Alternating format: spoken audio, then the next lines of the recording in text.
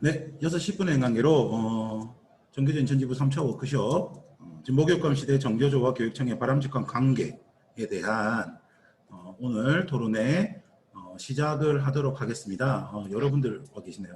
안봉환 선생님 들어오셨네요. 안봉환 선생님 반갑습니다. 네, 옷도 멋있으시고요. 네, 반갑습니다. 네, 홍경정 선생님도 들어와 계시고요. 예, 여러분들 토론에 참여하고 계십니다. 오늘 이 토론은 지금 현재 이제 녹화 중이고요. 네, 녹화된 영상 역시 올려서 나중에 조합원들과 함께 공유할 수 있도록 하겠습니다. 예, 그래서 세 번째 이제 인천지부 워크숍이 이렇게 진행이 되고 있는데요. 1차로 저희가 코로나19 시대 바람직한 2학기 교육과정에 대한 토론을 잠시 나누었었고요. 2차로 혁신학교 내분 공무제 교장제도의 발전 방향이라는 주제로 또 이야기를 나누어 보았습니다. 오늘은 세 번째 시간 진보교육감 시대 정교조와 교육청의 바람직한 관계라는 주제로 3차 워크숍을 진행하도록 하겠습니다. 오늘 순서는요. 정교조 인천지부 조수진 정책실장께서 관련된 발제 20분입니다. 예, 시간 꼭 엄수하셔야 됩니다. 20분보다 짧아도 괜찮습니다. 예, 그렇게 발제 진행하고요. 이후 토론자로 인수초등학교 한학범 선생님, 그리고 하동희 인천지부장님, 그리고 지금 참여하고 계신 여러분들의 의견을 좀 듣는 시간 갖도록 하겠습니다. 먼저 첫 번째 순서 진보교육감 시대 정교조와 교육청의 바람직한 관계 토론의 발제 조수진 정교조 인천지부 정책실장께서 발제해 주시겠습니다. 네, 안녕하세요. 정교조 인천지부 정책실장 조수진입니다. 잘 들리시나요? 잘 들리세요? 예, 잘 들립니다. 네네. 시작하도록 하겠습니다. 네, 진보교육감 시대 정교조는 어떻게 해야 할까? 정교조와 교육청의 관계인데요. 교육의 관계라고 돼 있네요. 예, 청이 들어가 있습니다. 네, 보이시는 사진은 저희가 청와대 앞에서 농성을 할 때 진보교육감 2018년도에 당선된 진보교육감들이 찾아와서 발언을 하고 있고, 여기 예전에 장서공 정교조 위원장이죠. 지금은 전남교육감으로 있는 대표 발언하고 있는 모습입니다. 이렇게 진보교육감, 정교조 출신 진보교육감이 지금 10명이나 존재하고 전국 17개 시도 중에 무려 13곳의 진보교육감이 있는 상황에서 우리가 어떻게 해야 할지에 대한 고민이 매우 중요합니다. 예, 보이시는 하나 넘겨볼까요? 넘겨주실래요? 예. 사진 보이시겠지만 지금 여기 화면에 뜨는 분들이 다 진보 성향의 시도교육감 당선인입니다. 2018년도의 장면이고요. 전국 곳곳에 퍼져 있습니다. 넘겨주시면 예, 표를 하나 준비해 봤는데요. 진보교육감 시대는 2019년에 첫 출발이 됐습니다. 김상곤 교육감이 당시 경기에서 유일하게 진보교육감 시작되었고, 혁신학교, 학생인권 조례 등등등 저희가 바라는 진보교육의 염원을 담아서 출발을 했습니다. 그리고 이어서 2010년도에 무려 6곳에서 진보교육감이 당선되게 되는데요. 이 중에 특별히 민병희 교육감과 장희국 교육감은 전교조 지부장 출신의 교육감이었다는 점에서 상당히 많은 사람들을 고무했습니다. 2010년도에는 특히 이명박 정권 시절에 전교조 죽이기, 전교조에 대한 마녀 사냥이 이명박 정권 시절이 아니죠. 네, 이명박 맞죠. 정권 시절에 전교조에 대한 마녀 사냥이 기승을 부리는 시기였기 때문에 전교조가 지지한 후보들이 당선된 첫 사례였고 굉장한 기대감이 있었습니다. 이후에 2014년 본격적으로 진보교육감들이 과반 이상을 넘는 그야말로 진보교육감 시대가 열리게 됩니다. 이 중에 빨간 글씨로 처리된 부분들은 네, 전교조 출신의 진보교육감들이고요. 이어서 18년도에는 한 곳이 더 늘어납니다. 물론 이제 이때 경기도 이재정 교육감은 진보교육감인가에 대한 논란이 있습니다. 실제 경기도에선 송주명 후보가 독자 후보로 또 출마를 해서 17.3%인가 6%인가를 좀 득표하는 일이 있었는데, 이재정 교육감이 그간 한 4년의 기간 동안에 보여준 학교 비정규직 탄압이라던가 세월호 기억교실을 이전하고 이런 등등의 문제에서 후퇴하는 모습을 보였기 때문에 사실상 진보교육감에 대한 지지를 철회한 적이 있었고, 마찬가지로 광주 장의국 교육감의 경우에도 그 직전에 교육공무직 노동자들이 진보교육감 아니다, 지지를 철회하겠다라는 일이 있었죠. 그래서 2%라고 하는 근소한 차이로 광주의 장의국 교육감이 겨우 당선됐던 일들이 있었습니다. 넘겨보겠습니다. 네. 자, 그러면 이렇게 당선된 진보 교육감들과 어울리지 않는 단어를 한번 좀 골라보도록 하겠습니다. 제가 한 10초 정도의 시간을 드릴 텐데요. 한번 보시면서 골라보시면 되겠습니다.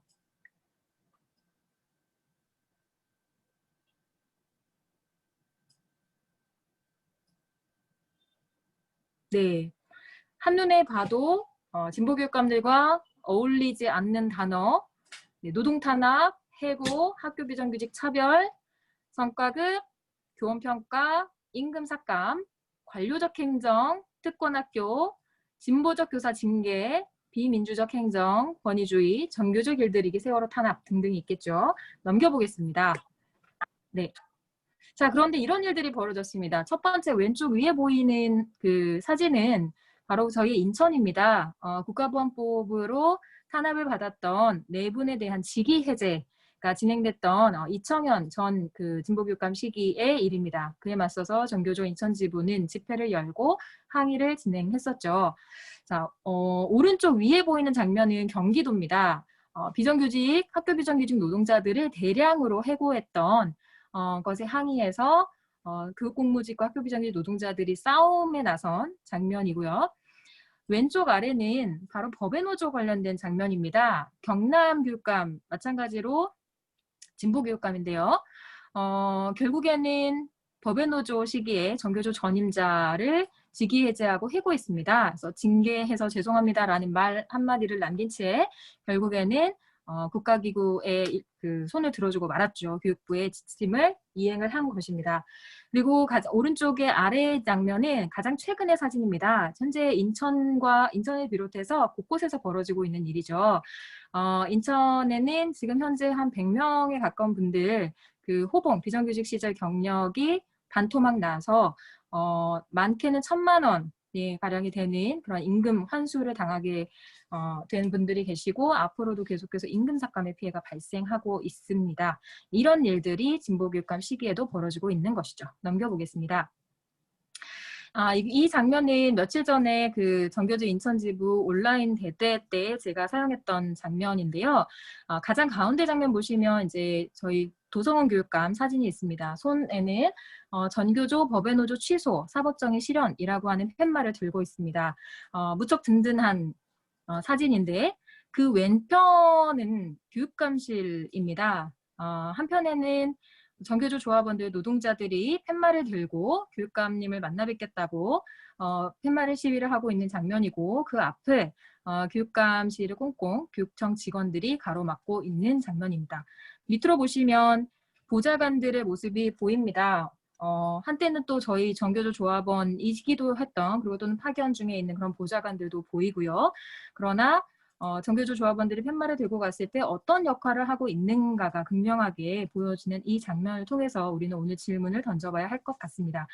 오른쪽 가운데 보면 사진 가운데 보면 최근에 이제 저희가 단체 교섭 사전 교섭에 노사협력 과장이 나오도록 요구를 하는 과정에서 팻말 시위를 하는데 교육청이 출입문을 폐쇄하는 일이 벌어졌습니다. 진보교육감 시대라고 믿기 어려울 그리고 전교조 인천 지부장 출신의 교육감이 출입문을 폐쇄했다는 것을 정말로 믿기 어려운 일들이 벌어졌고 그것에 항의해서 인천지부장 하bil홍역 지부장님이 이제 팻말을 들고 있는 장면이고요.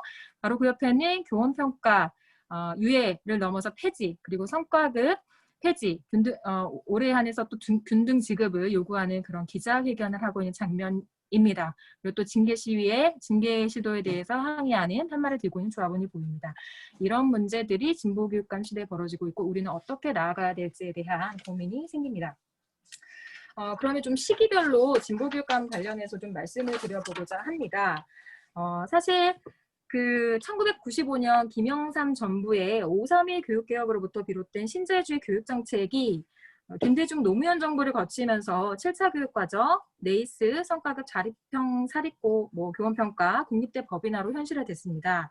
2008년도에 촛불항쟁이 있었죠. 이명박 정부의 자사고 일제고사 등 경쟁 몰입 교육에 대한 반대 요구가 분출했습니다. 2010년 진보교육감 등장은 이런 배경에서 이해할 수 있습니다. 이때 6명의 진보교육감이 탄생했는데요. 아까 표에 보셨지만 진정한 동력은 대중의 개혁 열망과 진보 진영의 광범한 단결이었습니다. 2010년도의 선거는 이명박 정부의 자사고 확대, 일제고사, 성적 공개, 교원평가제 등 맞춤형 특권교육과 무한경쟁 교육을 거부하고 전교조 탄압에도 반대한다는 것을 확인할 수 있었습니다. 서울 광노현에 맞서서 우파였던 그 이원희 후보는 뭐라고 얘기했냐면 교원평가로 교원 10% 퇴출, 반전교조를 노골적으로 핵심 기치로 내걸었던 바 있습니다. 1기 진보교육감들은 무상급식을 도입했고 혁신학교를 만들고 학생인권을 신장하고 학교 비정규직의 처우를 부분적으로 개선하는 데 의미 있는 성과를 보여줬습니다. 그러나 진보교육감 1기는 초기에 일제고사와 교원평가로 시험대에 올랐습니다. 일제고사를 거부했던 학교의 교사를 징계를 한다거나 아니면 선택권을 이렇게 보장받지 못한 채 일제고사 참석 보지 않았던 학생들한테 무단결석 처리하는 등의 일이 있었고요. 교원평가를 필요하다고 생각하는 당시 전남의 장만채 교육감도 있었고 결국엔 또 굴복하는 일들이 벌어졌었죠. 반면 취임 이후에 김상곤 광노현 교육감은 일제고사 교원평가 등에서 우경적인 행보를 보였습니다. 그러나 반면에 전북이나 강원 교육감은 일제고사 강행 시 선택권을 보장했고 김승환 전북교육감은 현행 교원평가제를 폐지하는 교육규칙 개정을 추진하는 등 진보적인 행보를 보이기도 했습니다. 2014년으로 좀 넘어가 보도록 하겠습니다. 2014년에는 13개에서 진보교육감이 당선됐습니다. 박근혜 정부에 대한 분노, 교육개혁 열망이 함께 표출됐었고 특히 세월호 전국을 거치면서 박근혜 정부에 대한 반감이 커졌습니다. 전교조와 철도 파업 등 2013년부터 노동운동이 살아나고 있는 것이 좀 반영됐었는데요. 전교조 출신 교육감들이 대거 당선됐습니다.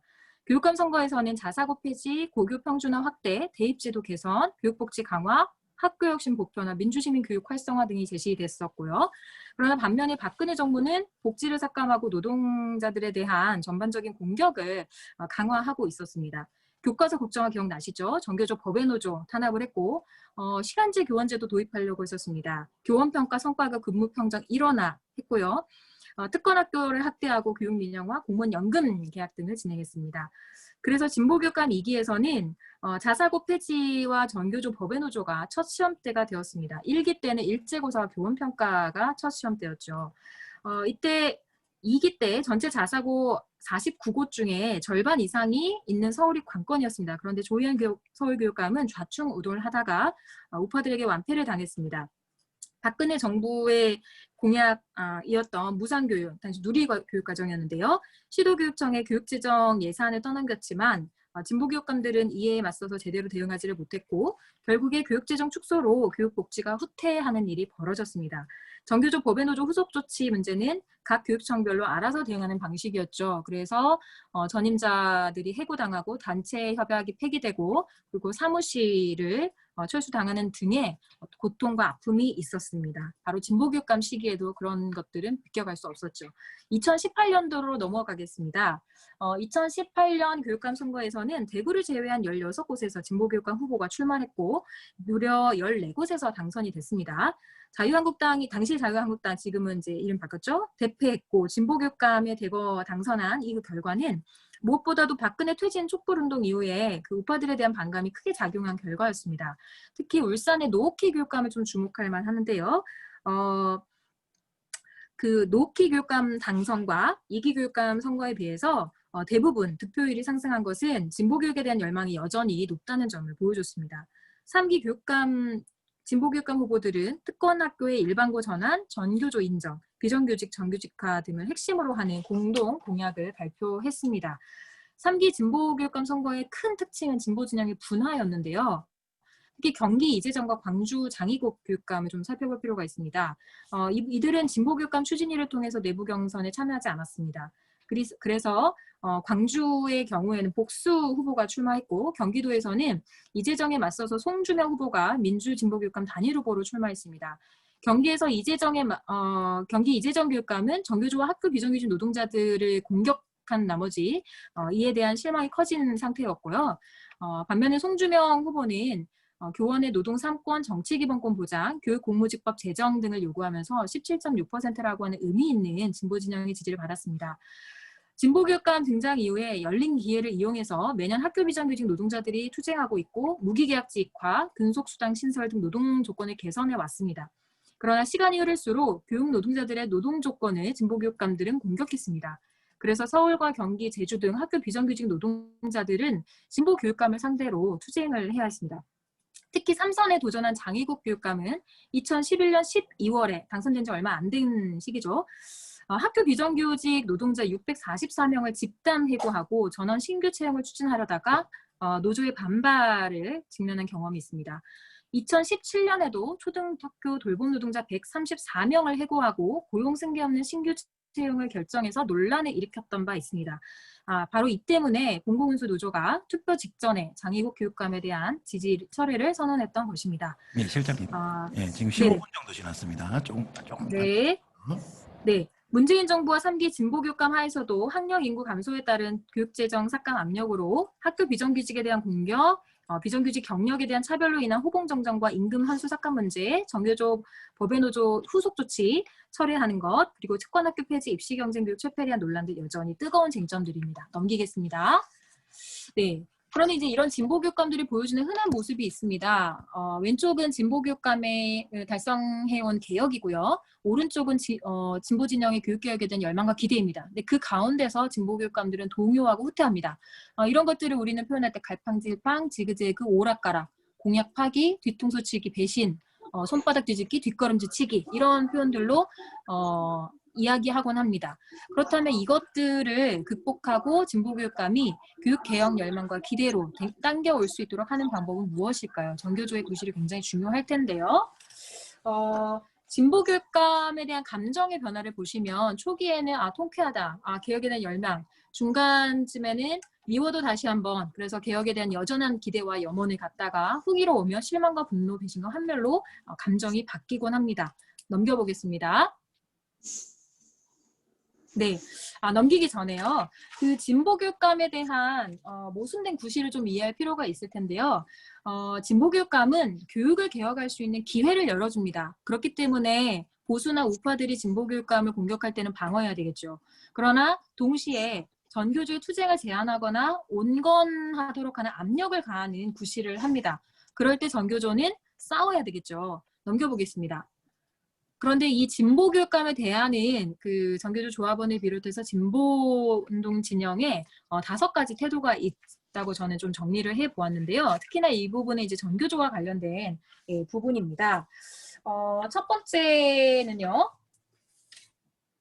그 반대론입니다. 이것은 당연히 아시다시피 보수 우파들이 취하는 태도입니다. 이들은 교육개혁에 대해서도 반대하고요. 교육개혁의 진정한 동력도 그냥 위로부터 알아서 준다라고 생각을 하고 있죠. 그러나 2번째부터 5번째까지는 진보 진영의 태도입니다. 첫 번째는 절대적 지지, 즉 무비판적 지지인데요. 교육개혁에 대해서 당연히 찬성하지만 진보 교육감을 흔들면 안 된다라는 그런 생각을 갖는 입장이라고 할 수 있겠습니다. 특히 진보 교육감 지키기 자체에 집중하다 보니까 진보 교육감의 성공을 전교조의 성공과 동일시하게 되고 또 교육청 안으로 적극적으로 이렇게 들어가서 보수적인 관료들을 제어해야 한다라고 하는 관점을 취하기도 합니다.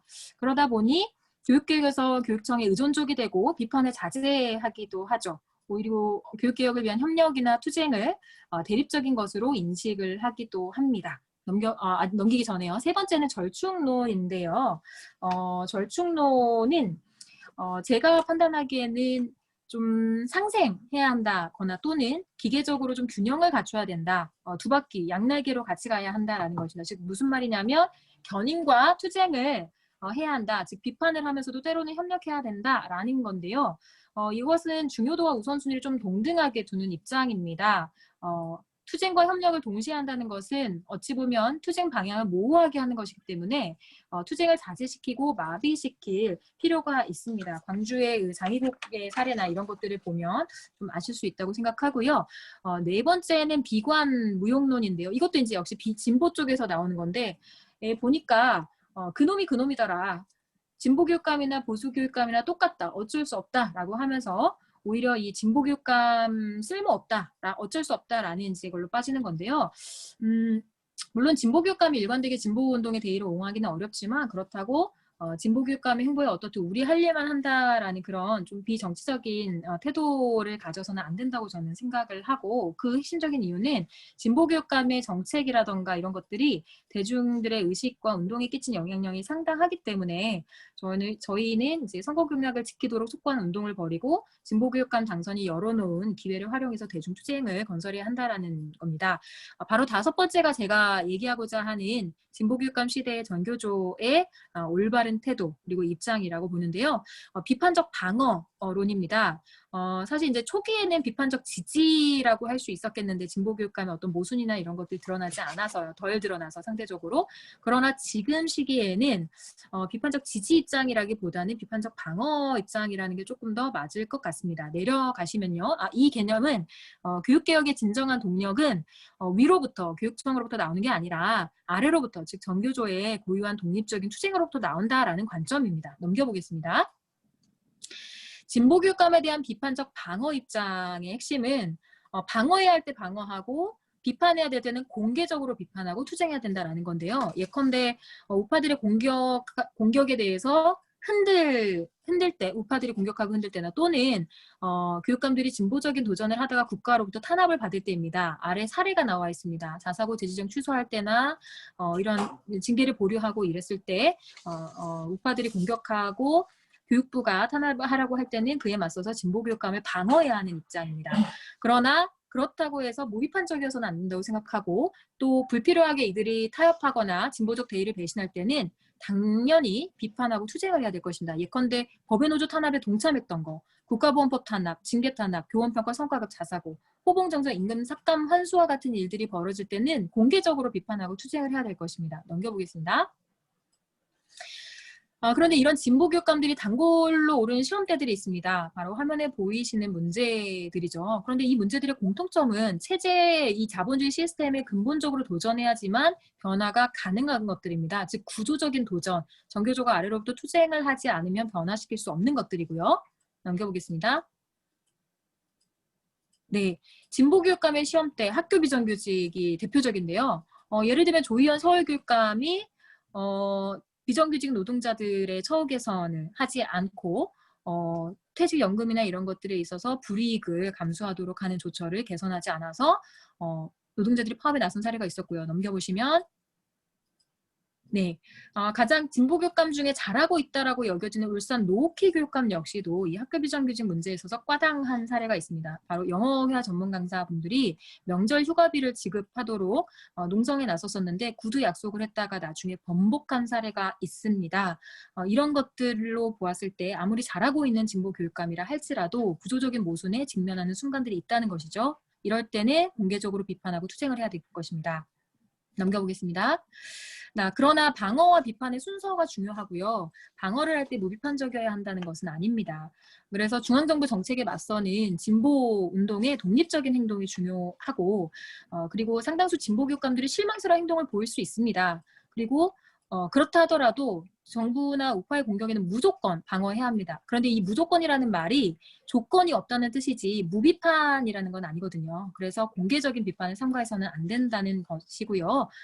그리고 진보교육감들의 구실은 중요합니다. 교육개혁이나 이런 혁신학교 진전이라던가 무상교육, 민주시민교육 등에서 중요하지만 그들의 행보가 교육운동이나 진보진영의 향배를 결정하는 결정적으로 좌우하는 것은 아니라는 거죠. 교육운동의 발전은 결국 전교조 활동가들과 교육운동 활동가들의 영향을 크게 받고 사회 다른 운동의 영향과 노동자들의 투쟁의 영향을 크게 받는다고 볼 수 있겠습니다. 넘기겠습니다. 전교조의 현 주소입니다. 진보교육감에 대한 태도, 협력도 하고 그 다음에 안으로 들어가기도 하고 바깥에서 독자적으로 투쟁도 한다라는 건데 이게 예전에 전국 대의원대회에 제출됐었던 사업계획안에 대한 수정동의안입니다. 이것에 대해서 우리가 어떻게 봐야 할지에 대한 고민들을 오늘 나눠봤으면 좋겠고요. 넘어가겠습니다. 특히 전교조의 선출직, 임명직 출신 활동가들의 교육청 진출을 어떻게 볼 것인가. 교육감이 아무리 진보적이라도 교육청의 근본 성격은 사용자이고 그래서 이 사용자와 노동조합인 전교조는 독립적 관계를 유지해야 할 테고 개별할 활동가들이 파견돼서 위원회나 TF에 들어가는 경우에 그분들의 개인 입장을 넘어서 전교조의 입장을 관철시키고 제시하는 데는 명백히 한계가 있기 때문에 전교조라고 하는 노동조합의 우선순위를 줘야 한다는 점, 그리고 이 책임 있는 활동가들이 교육청으로 들어감으로써 사람들한테 미치는 영향, 의식에 미치는 영향을 간과해서도 안 될 것입니다. 즉 전교조 활동을 부차화하게 되는 그런 것들이 있을 테고요. 마지막으로는 이 활동가들이 교육청으로 흡수됨으로써 이 역량이 분산되고 소실되는 그런 문제도 있습니다. 넘어가 보겠습니다. 생각거리들을 몇 개 던지고 마무리하고자 합니다. 진보교육감의 부패와 비리 문제들이 터지곤 합니다. 인천에도 있었고요. 최근에는 광주 교육감의 문제가 있었죠. 이런 분들을 어떻게 볼 것인가? 그리고 진보교육감 개인의 문제인가? 아니면 특정 집단의 문제인가? 아니면 구조적인 문제인가? 이런 것들에 대한 생각들요. 아까 말씀드렸듯이 진보교육감의 모순된 구실, 개혁을 밀어붙이기도 하지만 그러나 전교조나 이런 투쟁을 자제하고 억압하고 때로는 탄압하기도 한다라는 바로 그 모순된 구실. 그리고 진보교육감식의 교육혁신운동과 투쟁은 어떤 관계를 맺어야 되는가, 특히 혁신학교 운동과 투쟁은 어떤 관계를 맺어야 될까, 민주당에 대한 태도는 어때야 될까, 문재인과 진보교육감 시기에 우리는 어떤 태도를 취해야 될까, 이런 부분들이 생각해 볼 거라고 봅니다. 넘겨보시면 네, 일본의 사례인데요. 사토 마나부 교수가 배움의 공동체 10년을 했고 굉장히 많은 실험을 했습니다. 그런데 2006년도에 국제학업 성취도 조사 피사에서 일본이 조사 대상 57개국 중에 52위를 했어요. 그랬더니 일본 정부가 곧바로 어떤 조치를 취하냐면 유도리 교육을 폐기했습니다.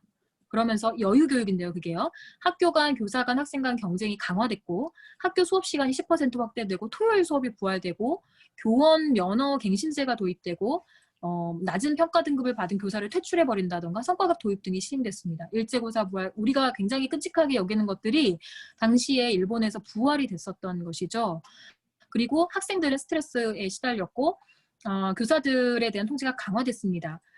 사토 마나부의 실험이 확산된 것은 신자유주의 교육 정책에 대한 반감의 결과였지만 국가의 낮은 공교육 지출 또는 경쟁 심화의 근본적인 대안이 될 수가 없었던 것을 살펴볼 수 있었습니다. 이로부터 전교조가 이끌어내야 할 교훈이 분명히 있다고 생각하고요. 정말 마지막입니다. 우리가 비판하고 우리가 투쟁하지 않으면 어떤 일이 벌어질까 이고요. 전교조 바깥에서는 전교조와 진보교육감은 어떤 눈으로 바라보고 있는가입니다. 2019년 8월 15일자 동아일보 사설입니다. 전교조 밥그릇이라고 하는 자극적인 멘트를 쓰면서 진보교육감의 보훈수단으로 전락한 교장 공모제를 겨냥해서 비판을 하고 있습니다. 7명 가운데 6명이 전교조 출신이고 등등등등 해서 다른 전교조 출신이 아닌 사람이 가면 들러리가 된다는 자조가 나오는 이런 일들이 벌어지고 있습니다. 전교조가 추진해야 될 방향은 어떤 것인지에 대해서 다시 한번 우리가 생각해 볼 지점이라고 봅니다.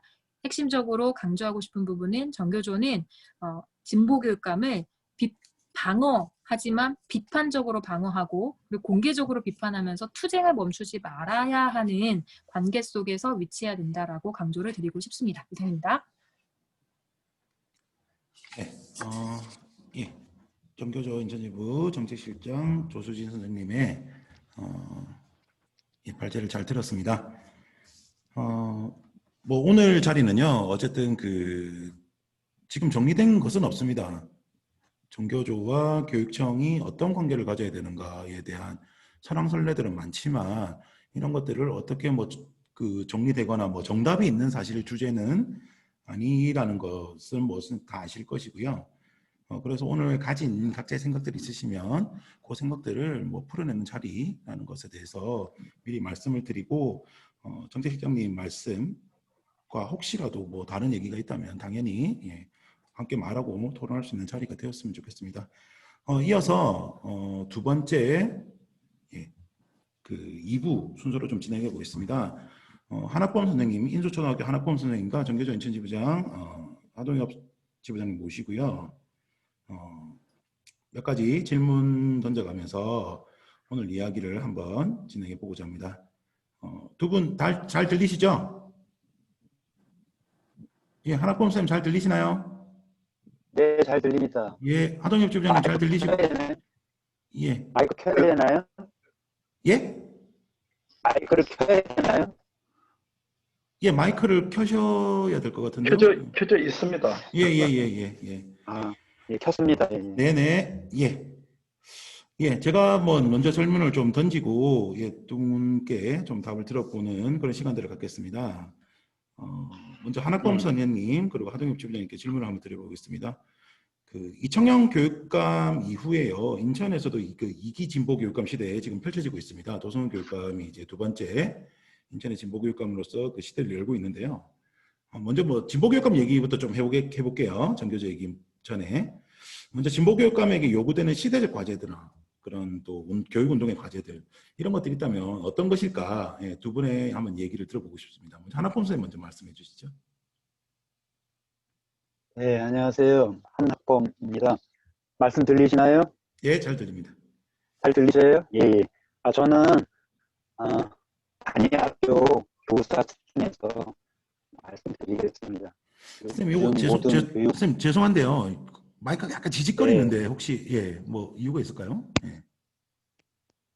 다시 말씀드리겠습니다. 네네. 단위학교 교사장에서 말씀드리겠습니다. 잘 들리시나요? 예, 지직거리는 소리가 있는데 예, 말씀하시면 될 것 같습니다. 지직거려요. 그래서 모든 교육 정책 사안에 대해서 다 파악하고 있지 못하고요. 교사 수준에서 말씀드릴 생각이고요. 그 토론 전에 생각을 정리해봤는데 저에게 키워드가 상생하고 파트너십 이런 생각으로 몰아졌어요.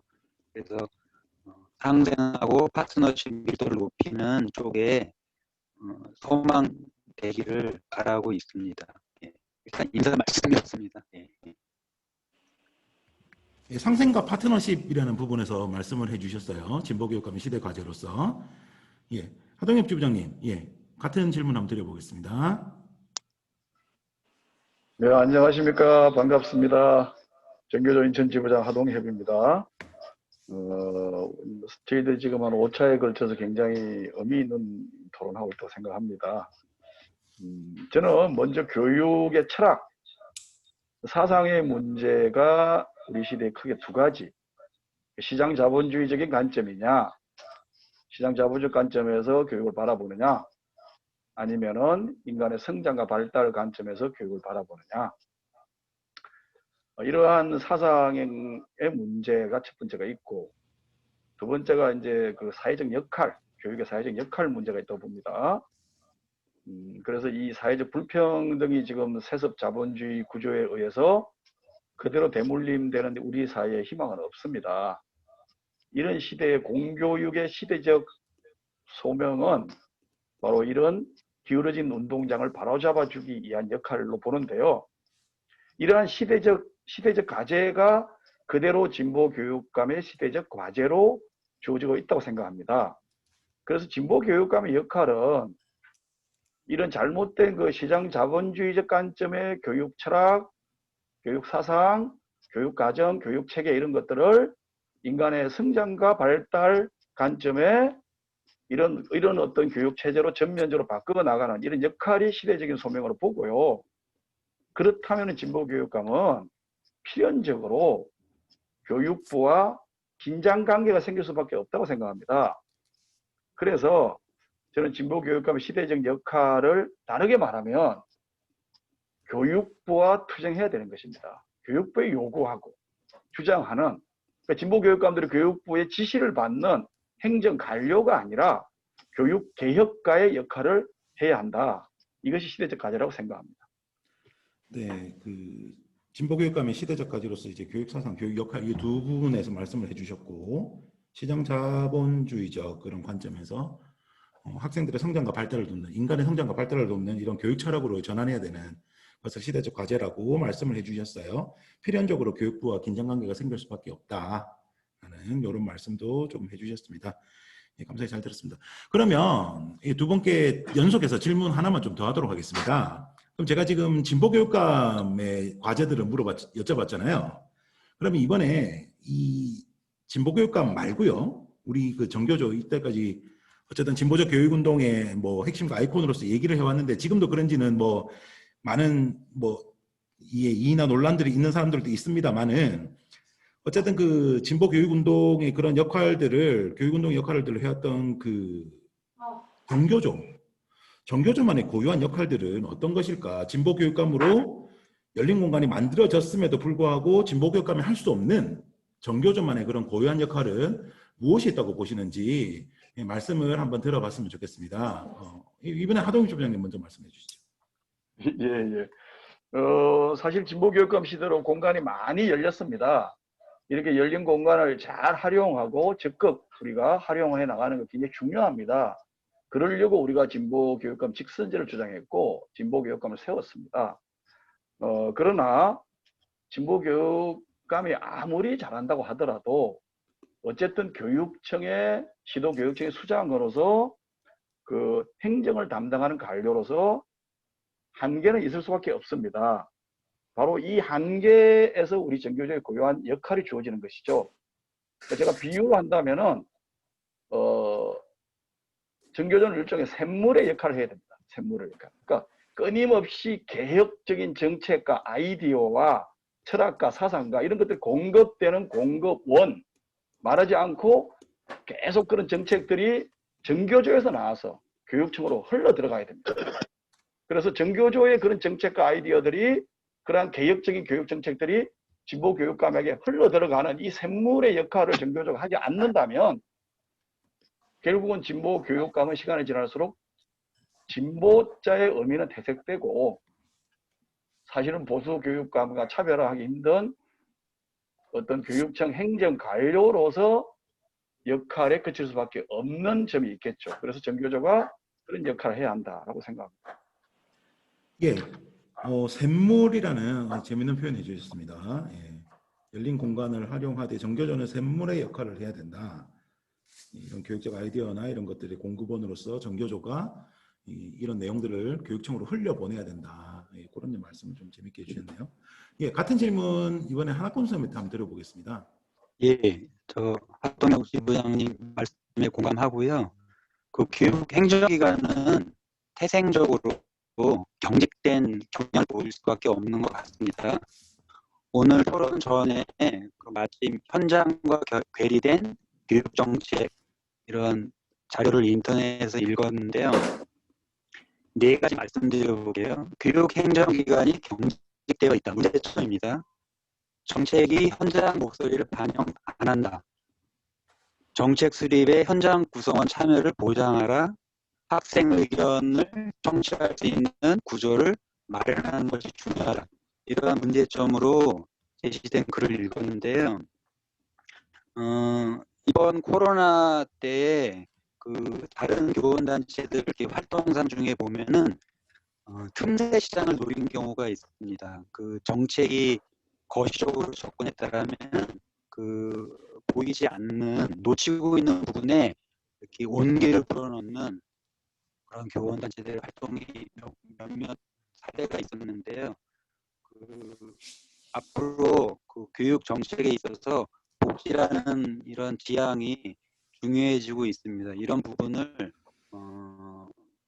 정교조가 같이 그 지역 구성원들과 함께 좀 더 유연성 있게 같이 포용적으로 할 수 있는 그 놓칠 수 있는 그런 부분을 찾아서 온기를 불어넣어 줄 수 있고 그런 부분에서 역할이 있다고 보고요. 이랬을 때 그것을 추진하는 방식, 같이 협력하는 방식은 당연히 민주적이어야 하는데요. 이 민주적이라는 방식이 그 각자 구성원에 따라 좀 온도 차이가 있는 것 같습니다.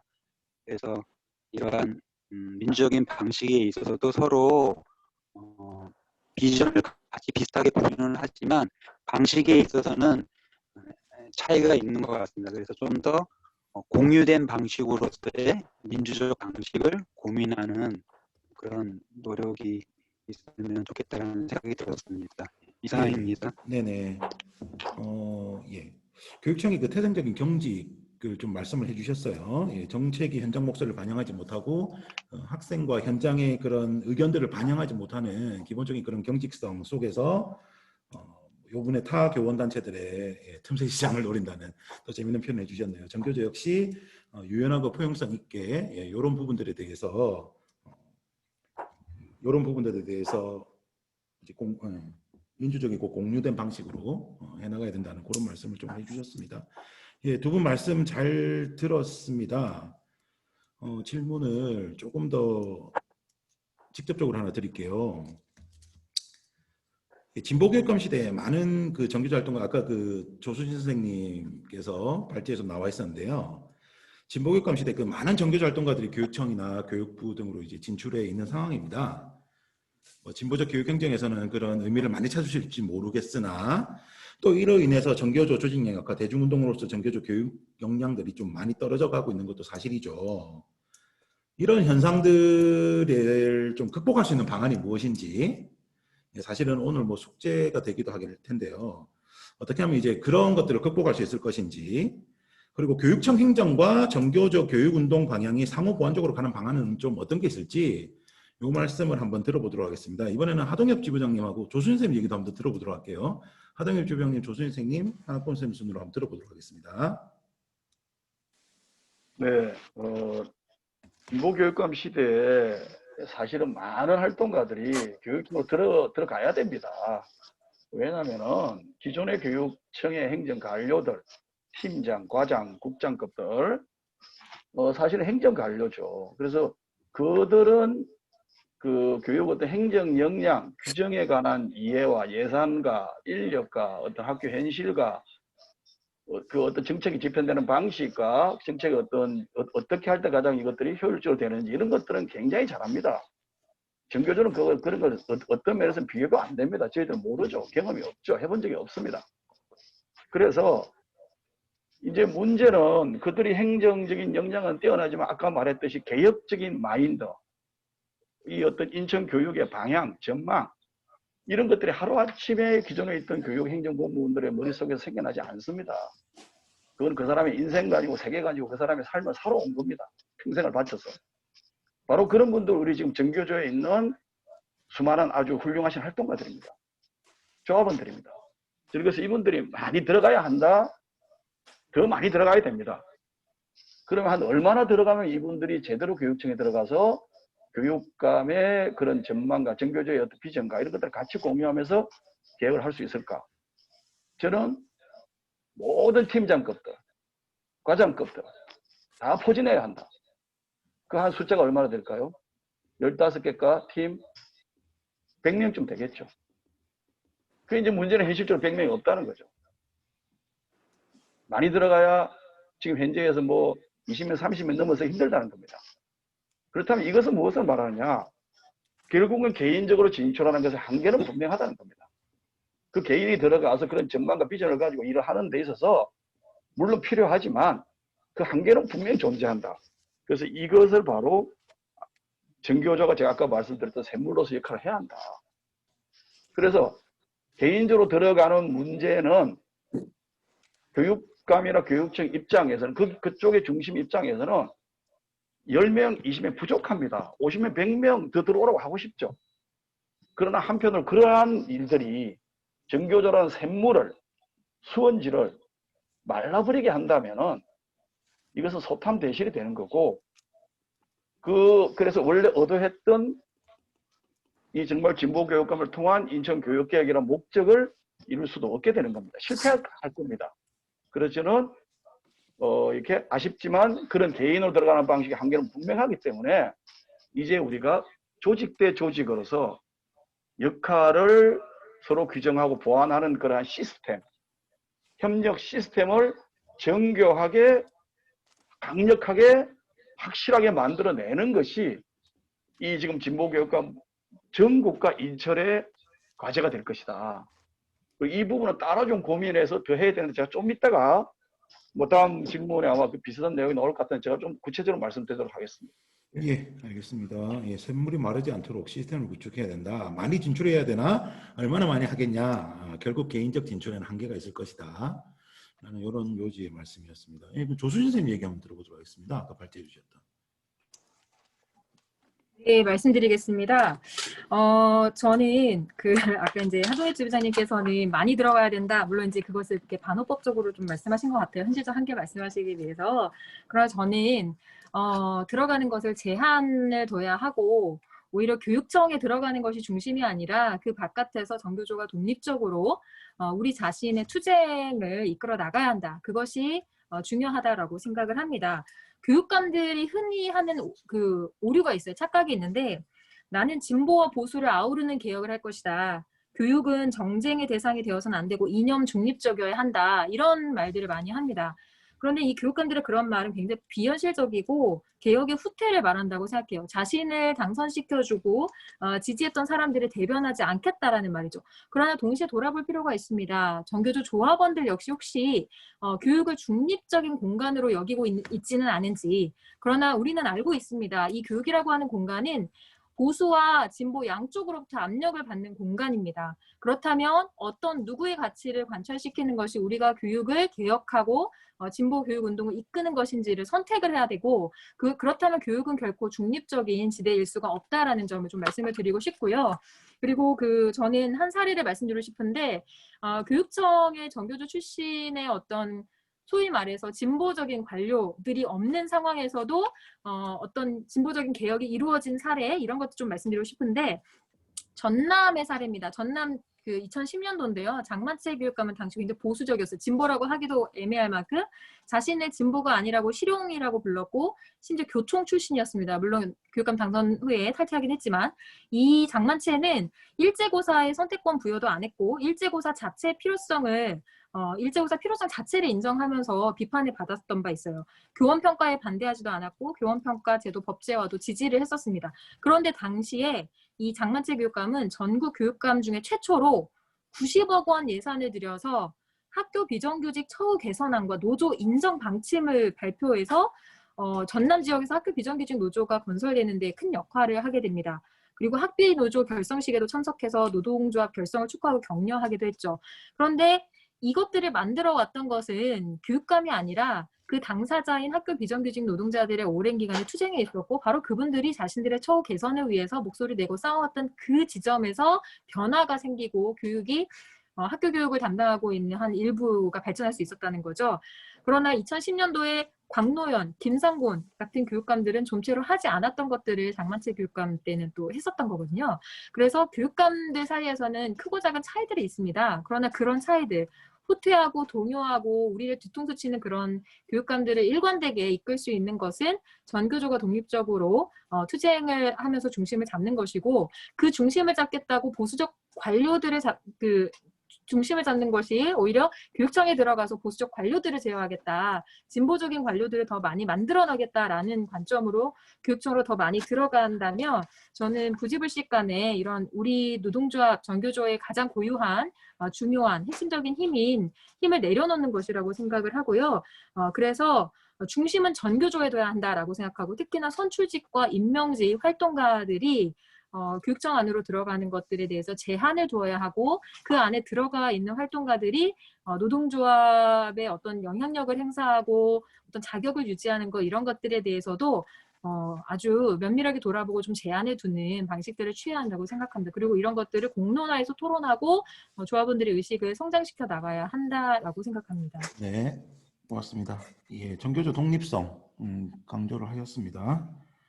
예, 다양한 의견 표출될 수 있습니다, 당연히. 예. 예, 마지막 한학봉 선생님 얘기 한번 들어보겠습니다. 역시 이런 현상들을 극복할 수 있는 방안. 많은 사람들이 진출해서 정교조가 약화되고 이렇게 되는 것들을 어떻게 극복할 수 있는가. 예, 한학봉 선생님 말씀 한번 듣겠습니다.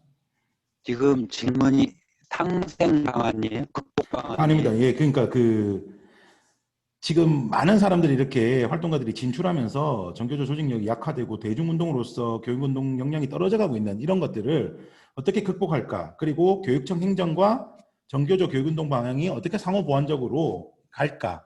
이런 얘기를 좀 했습니다. 저는 떠오르는 말이 파트너십인데요.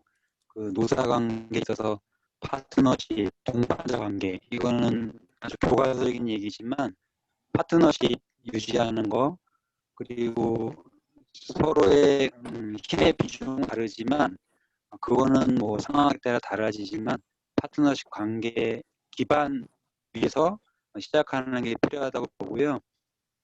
요즘에 교육 구성원들이 매우 다양해졌잖아요. 이해 당사자도 많아졌고요.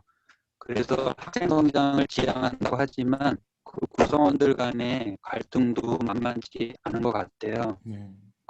어찌됐건 구성원들 서로 각자 서로 성장하시고 행복 느끼시고 서로의 웰빙을 보장할 필요도 있다고 봅니다. 그래서 이러한 다양성 속에서 서로에게서 지혜를 구하고 윈윈할 수 있게 파트너십 구축, 힘의 비중은 다르더라도 그것이 필요하다고 생각합니다. 이상입니다. 네, 중요한 얘기 하나 해주셨어요. 다양한 구성원들, 다양한 구성원들이 과거와는 또 다르게 학교 안에 교육 당사자로서의 굉장히 많은 구성원들이 이제 생겼죠. 뭐 학교 비정규직으로 좀 대표되기도 하고, 그 외에도 뭐 학부모 이런 게 다 있지 않습니까?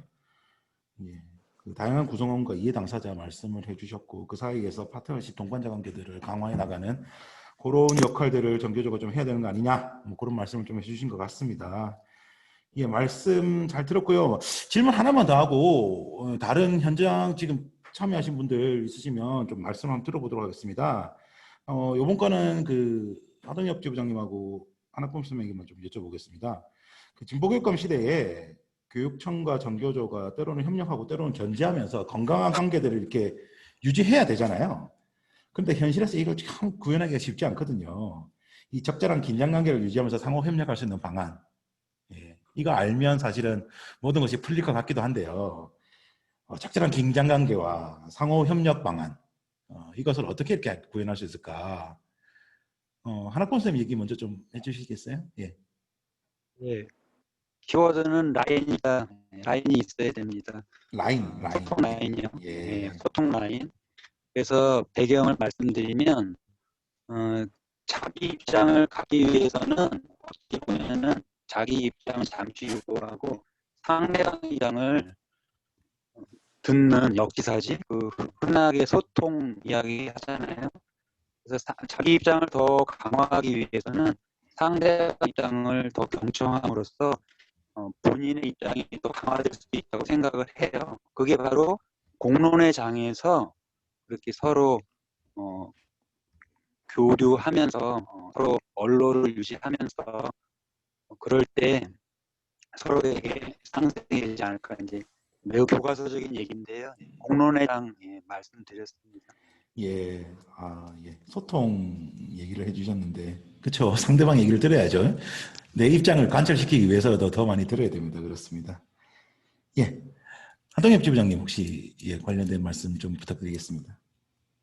예, 뭐 아마 오늘 이 토론회를 교육청에서 지금 보고 계시는지 또 나중에 보게 될지 모르겠지만 저는 올해 작년 하반기부터 시작해서 올해 특히 들어가서 정교조 인천지부와 인천시 교육청 간의 건강한 관계, 조직 대 조직의 건강한 관계를 만드는 것이 방안이다라고 하고 구체적으로 제안한 바가 있고 오늘 저는 다시 이 자리를 빌어서 공개적으로 도승훈 교육감님에게 요구하고 제안 드리겠습니다.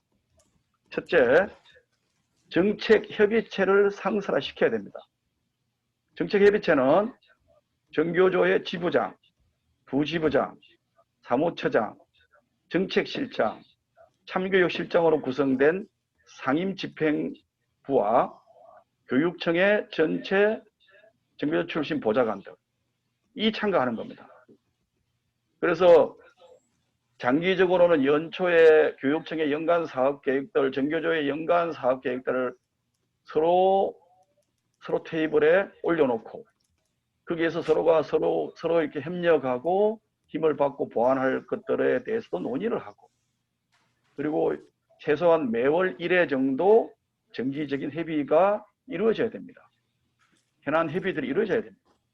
그리고 연말에 또 이러한 1년치를 평가하는 자리까지 포함해서 저는 이 정책협의체가 상설화되어야 한다고 주장하고요.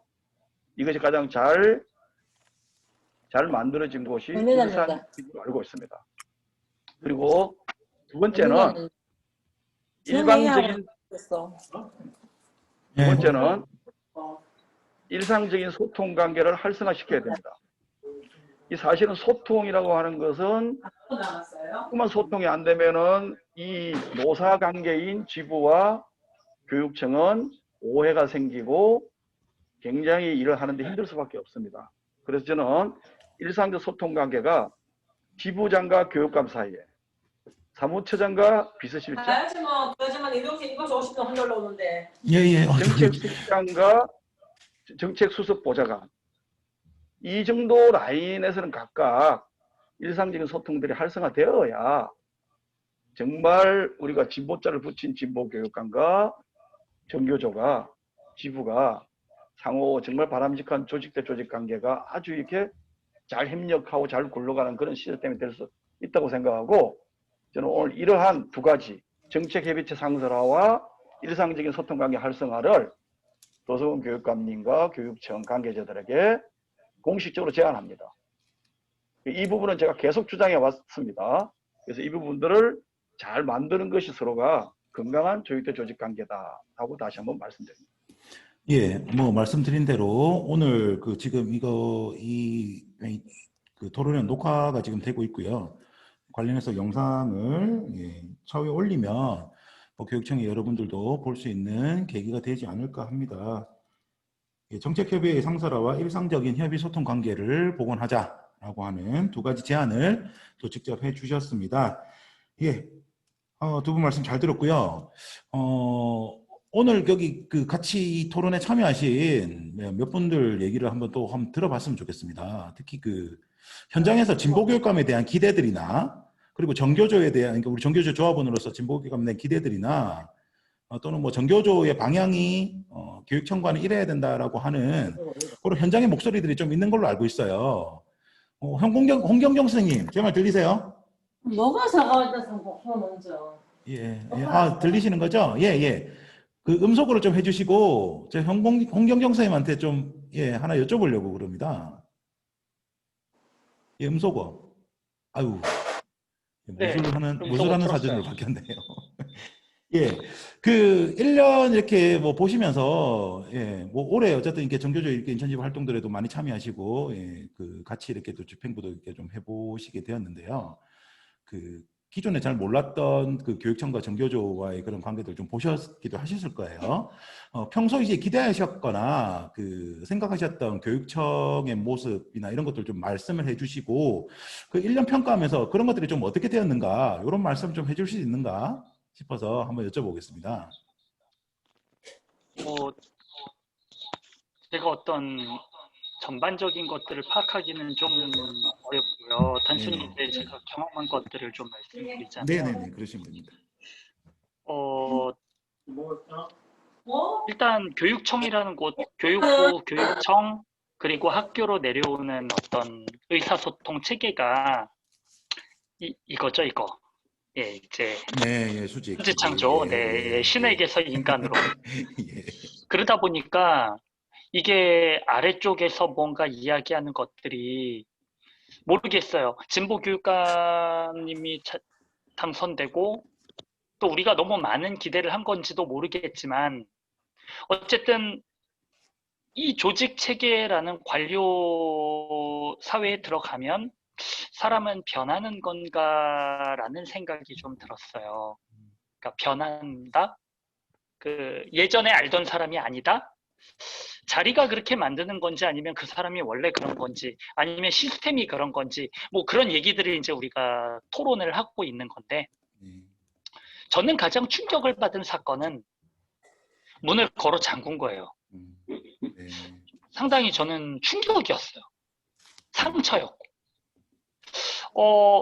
의견 대립은 있을 수 있고, 뭐 어쨌든 그 도화선이 된 거는 그래요. 단협하면서 어떤 조건을 맞추는 과정인데, 이거를 대화를 안 하겠다. 마치 이명박 정권 때 그 컨테이너 박스를 쌓은 것과 같은 그런 어떤 답답함, 이런 것들을 좀 느꼈고, 그래서 전교조와 혹은 거기서 정규직뿐만 아니라 시민사회와 교육감의 어떤 바람직한 관계, 그러니까 이 관료적으로 지배하는 이것이 아니라 그런 체제를 좀 우리가 새로운 대안을 모색해야 될 필요는 있다라는 생각을 했습니다. 이상입니다. 예. 고맙습니다. 교육부와 교육청 현장으로는 수직 관계 이런 것들이 그런 답답함들을 진보 교육감을 통해서 이렇게 좀 이렇게 변화될 것에 대해서 많은 기대를 하셨다. 그런데 사람이 변했는지 시스템이 원래 그런 건지 특히 문을 걸어 잠그에서 받은 충격 말씀하시면서 그런 것들이 아직까지 잘 구현되고 있지 않다. 이런 말씀을 일단 해주신 거라고 제가 생각을 좀 해보겠습니다.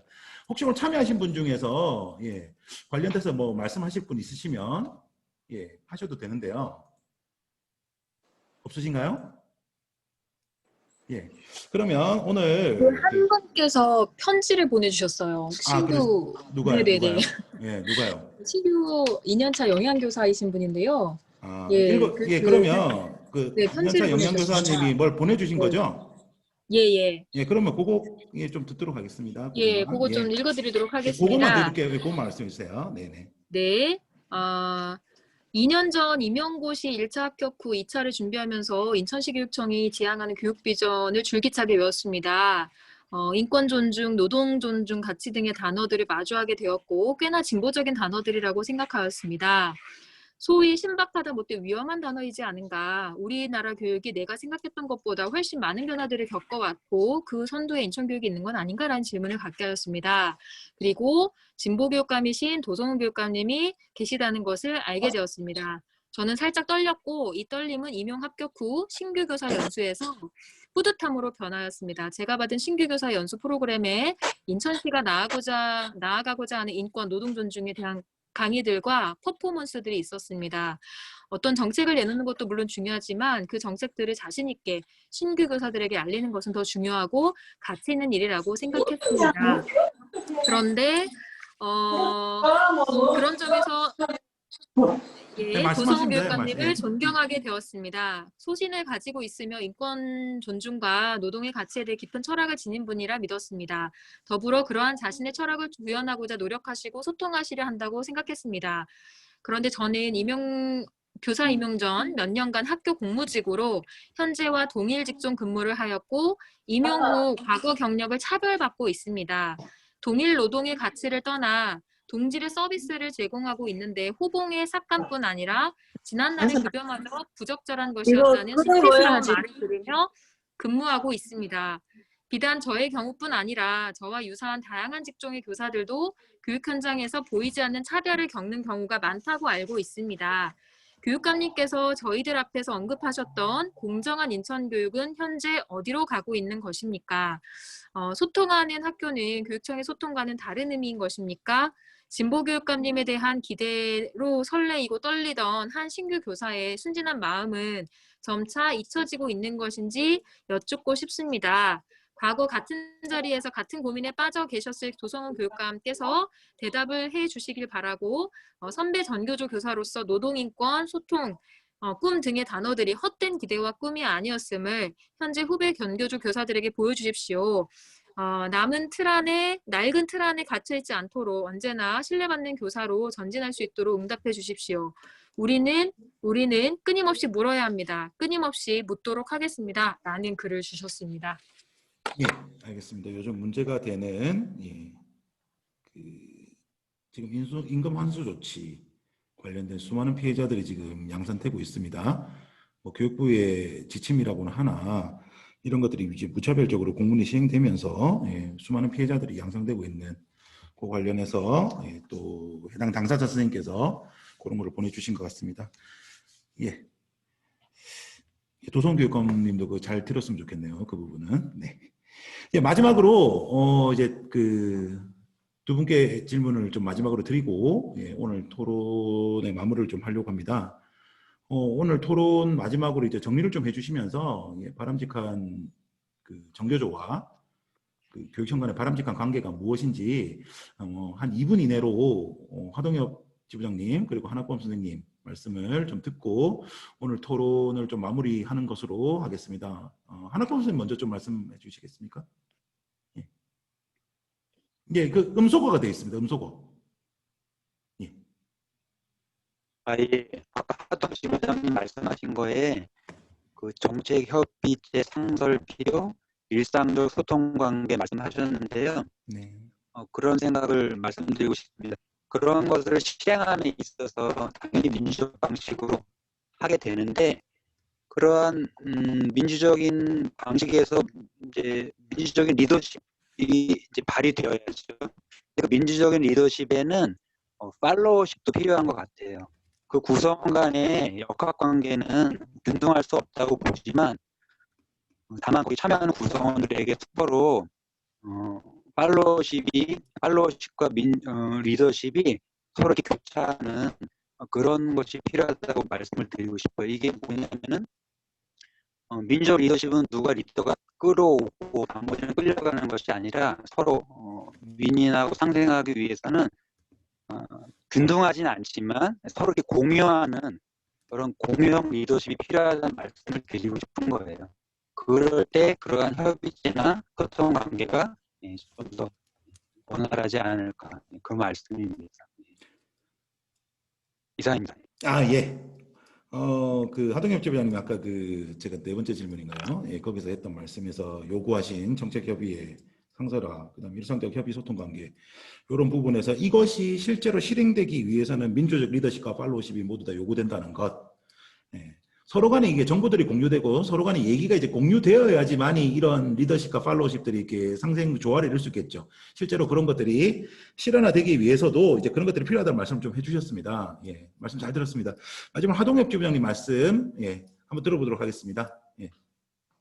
예, 뭐 오늘도 코로나 때문에 굉장히 뭐 진보교육감님 고생이 많으신 줄 알고 있습니다. 우리 인천 지부와 인천시 교육청의 때로는 약간의 갈등 관계와 이런 부분들도 저는 크게 봐서는 그 문제 제기와 또 문제 제기에 대한 어떤 반성적인 고찰과 또 이걸 통해서 합을 이끌어내는 정반합의 변정법적 어떤 통일 과정 중에 있다고 크게 볼 수 있다고 생각합니다. 그래서 우리 제가 항상 생각하는 게 있습니다. 사람이 물론 자기 신념과 확신을 가지고 행동해야 되지만 그 사람이 우리가 자신이 옳다고 생각하고 하지만 그게 사람인 이상 여러 가지 실수도 할 수도 있고 또 여러 가지 부족한 점도 있고 또는 본인의 그 의사나 이런 것들을 의도한 대로 전달하기가 참 쉽지가 않습니다. 그래서 이런 과정 속에서 올해 특히 인천지부와 인천시 교육청 사이에 많은 그 오해와 갈등과 이런 것들이 일어났다고 생각하고 저는 이 부분에서 이제 지부장이 저부터 좀 소통을 하고 열린 자세로 태도를 열린 자세로 이렇게 진보교육감 시대에 아까 했던 비판적 방어가 됐던 비판적 지지가 됐던 어쨌든 비판할 거 비판하고 협력할 거 협력하기 위한 그런 아주 건강한 관계를 만들어 가고 싶습니다.